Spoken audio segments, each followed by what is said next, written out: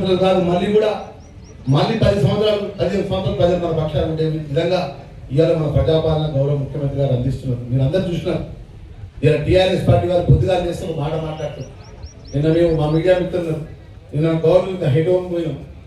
ఇక్కడ పోయి మా పార్లమెంట్కి సంబంధించినటువంటి నిజామాబాద్ పార్లమెంట్కి ఉత్తమ్ కుమార్ గారు ఇన్ఛార్జ్ ఉన్నారు. నేను అక్కడ జిల్లా మంత్రిగా ఉన్నా. అక్కడ పెద్ద జీవన్ రెడ్డి గారు ఇష్యూంటే మాట్లాడదామని చెప్పి ప్రజాభవన్లో పోయి కూర్చుంటే మా 4 మంత్రులు ఫోటో వేసి పెద్ద ఎత్తున పెద్ద ఫోటోలు వచ్చినాయి. చూసింది కదా. అంటే ఆ విధంగా ప్రతిపక్ష వాళ్ళు ఏ విధంగా మనల్ని ప్రభుత్వాన్ని ఇన్కాటంలో పెట్టాలి, గౌరవ ముఖ్యమంత్రి గారి పరిపాలన ఏ విధంగా ఒక కన్ఫ్యూజ్ క్రియేట్ చేయాలి, ప్రభుత్వాన్ని ఏ విధంగా ఇబ్బంది పెట్టాలి.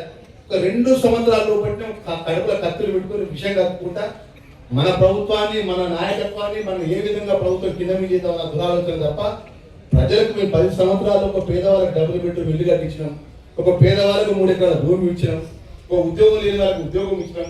మా దేవరకొండ నియోజకవర్గ ప్రాంతానికి సంబంధించినటువంటి వెనుకబడే ప్రాంతానికి, ట్రైబల్కి సంబంధించిన ఈ ప్రాంతానికి అనేక నిధులు ఇచ్చినామని మాట్లాడే శక్తి దమ్ము ఆ ప్రభుత్వానికి లేదు. ఎప్పుడు మాట్లాడినా కేసీఆర్ మాట్లాడినా, కేటీఆర్ మాట్లాడినా, హరీష్ రావు మాట్లాడినా ఇలా ప్రభుత్వం పడిపోతుంది, ఎన్ని ప్రభుత్వం పడిపోతుంది అంటారు. నేను ఒకటే మాట ఇక్కడ నుంచి మాట్లాడదలుచుకున్నాను మంత్రిగా. ఫస్ట్ నీ ఇల్లు సక్కలు చూసుకోవాలి కేటీఆర్, హరీష్ రావు. నేను తోడబుట్టిన చెల్లెలని మాట్లాడతాను మీరు దొంగలని చెప్పి. ఓ నక్క అంటుంది.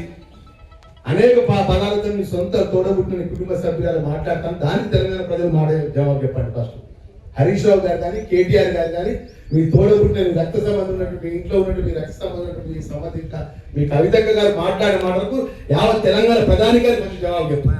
జవాబు చెప్పినాక ఇవాళ మా ప్రభుత్వాన్ని కానీ, మా ముఖ్యమంత్రి కానీ, మమ్మల్ని ఇవాళ మీ మంత్రిగా 6 నెలల నుంచి పనిచేస్తున్నాం.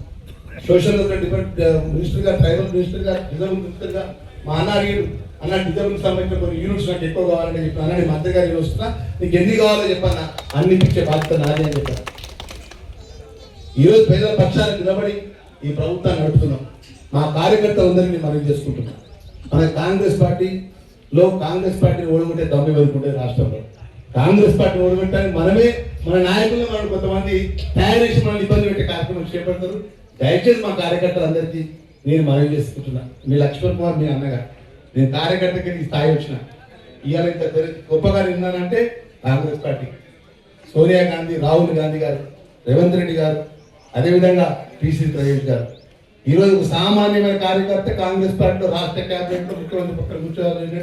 అది కాంగ్రెస్ పార్టీ సాధ్యమైంది, అది ఏ పార్టీలో సాధ్యం కాదు.